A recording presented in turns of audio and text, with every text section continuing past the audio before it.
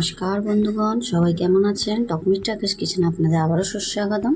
তো আমি আজকে বানাবো মৌরলা বেগুন চচ্চড়ি।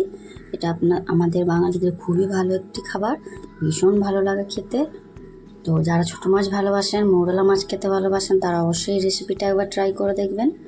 তো আমি এখানে মৌরলা মাছ নিয়ে আমি বেছে ধুয়ে নিয়েছি। তো মৌরলা মাছে আমি নুন হলুদ দিয়ে নিচ্ছি, দিয়ে এটাকে ম্যারিনেশন করে একটু রেখে দেবো। মাছটাকে ভালো করে নুন হলুদটা মাখিয়ে নিচ্ছি যাতে মাছের মধ্যে নুন হলুদটা ঢুকে যায়।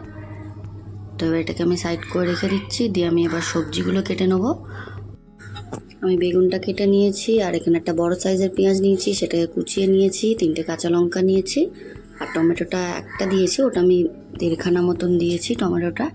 তো একটু টকটক হলে ভালো লাগবে, তাই অবশ্যই টমেটোটা দিতে হবে আমাদের। তো এখানে কড়াইতে তেল গরম করতে দিয়ে দিয়েছি, সর্ষের তেল। দিয়ে আমি মাছগুলোকে তুলে দিয়েছি। মাছগুলোকে আমি ভালো করে ফ্রাই করে নেব।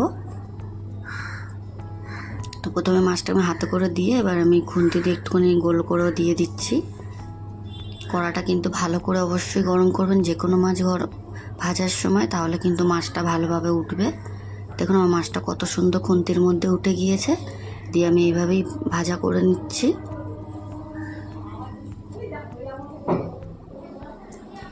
মাছটা আমার ভাজা হয়ে গিয়েছে, মাছটাকে আমি তুলে নিচ্ছি এবার। তো এইভাবে আমি সব কটা মাছকেই ভেজে নেব। আর এই রেসিপিটা কিন্তু সর্ষের তেলে করলে খেতে ভালো লাগে, স্বাদটা অন্যরকম হয়, ভীষণ ভালো লাগে। তো আপনারাও চেষ্টা করবেন সর্ষের তেলে করা। তো আমি একে একে সব মাছগুলি ভেজে নিয়েছি। আমি এখানে 250 গ্রাম নিয়েছিলাম, খুব একটা বেশি করব না, তো আমি অল্প করেই করছি। আপনারা আপনাদের কোয়ান্টিটি বুঝে অবশ্যই জিনিসগুলো দেবেন।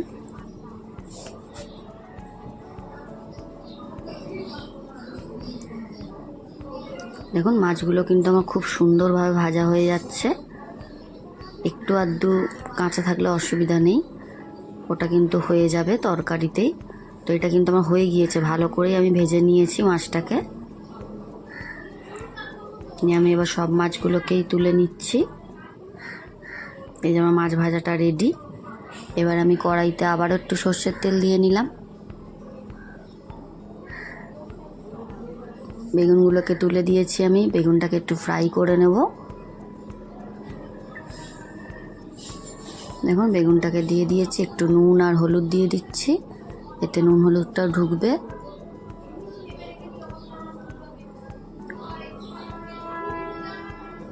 বেগুনটা ভাজা হয়ে গেলে আমরা তরকারিটা করব। এগুলো কিন্তু খুব কম সময়ের মধ্যে হয়ে যায় এরকম রান্না। তো অবশ্যই আপনারা ট্রাই করে দেখবেন। আর আমার ভিডিওগুলো যদি ভালো লাগে অতি অবশ্যই লাইক কমেন্ট শেয়ার এবং একটা সাবস্ক্রাইব করে দেবেন, এবং আমাকে কমেন্টে জানাবেন কেমন হয়েছে রান্নাটা। তো আমার বেগুনগুলো ভাজা হয়ে গিয়েছে, আমি সব বেগুনগুলোকেই তুলে নিচ্ছি। তো ওই কড়ার মধ্যেই আমি আবারও একটু সর্ষের তেল দিয়ে নিচ্ছি। আমি পুরো রান্নাটাই সর্ষের তেলে করব, এটা বলেইছিলাম আমি। তো সর্ষের তেল গরম হয়ে গেলে আমি কালো জিরা ফোড়ন দিয়ে নিচ্ছি।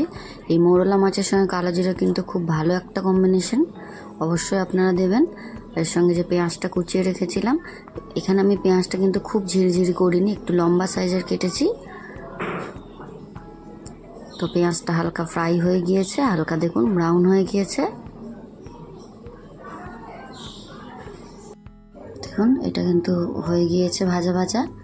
তো এখন আমরা দিয়ে দেবো 1/2 চামচ আদা রসুনের পেস্ট, দিয়ে আবারও এটাকে আমি ফ্রাই করে নেব ভালো করে। আদা রসুন বাটাটা দিয়ে দিয়েছি, দিয়ে আবার একটু ভালো করে ভাজা করে নিচ্ছি। দেখুন ভালো করে এটা ভাজা করে নিচ্ছি।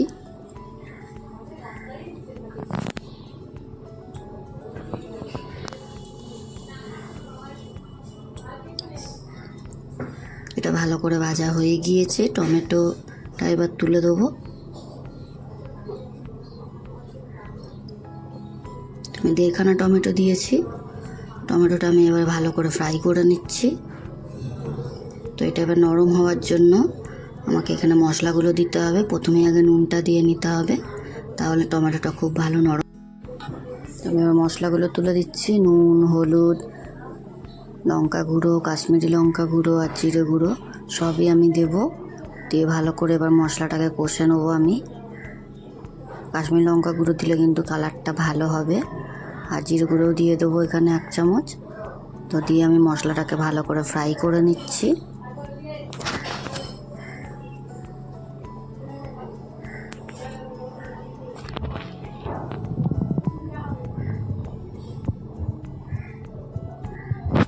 দেখুন মশলাটা কিন্তু আমার কষা হয়ে গিয়েছে, একটু শুকিয়ে যাচ্ছে, নিচে লেগে যাচ্ছে। তো আমি এর জন্য আরেকটু জল দিয়ে আরেকটু ভালো করে কষে নেব। টমেটোটাও পুরোপুরি নরম হয়ে যাবে, মশলাটাও ভালো কষা হয়ে যাবে। তো এখন আমার হয়ে গিয়েছে মশলাটা কষা। এবার আমি তুলে দেবো বেগুনগুলোকে দিয়েও আবারও একটু মশলার সঙ্গে কষে নেবো আমি।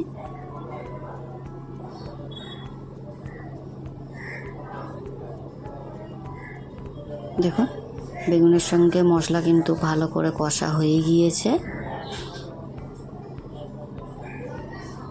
বেগুনটা এখন নরমও হয়ে গেছে, তাই অল্প জল দিলেই আমাদের হয়ে যাবে। এখানে কিন্তু ঝোল থাকবে না, একদম গা মাখা মাখা হবে এটা।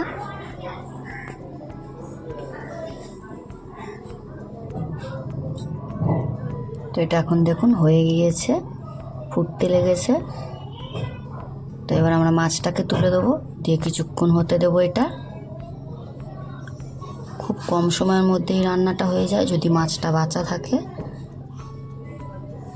তো দেখুন হয়ে গিয়েছে, এটা কালারটাও খুব সুন্দর হয়েছে, গন্ধটাও খুব সুন্দর বেরোচ্ছে।